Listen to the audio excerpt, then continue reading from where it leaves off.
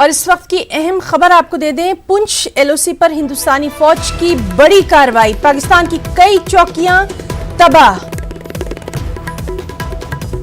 تو پونچھ L O سی سے یہ اہم خبر، جہاں ہندوستانی فوج کی بڑی کارروائی، پاکستان کی کئی چوکیاں تباہ کر دی گئی ہیں۔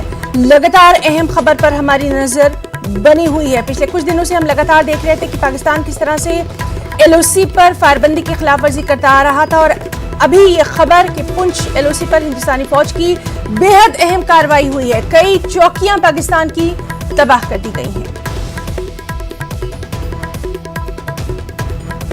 تو اس وقت کی سب سے اہم خبر، پونچھ ایل او سی پر ہندوستانی فوج نے پاکستان کی کئی چوکیاں تباہ کر دی ہیں۔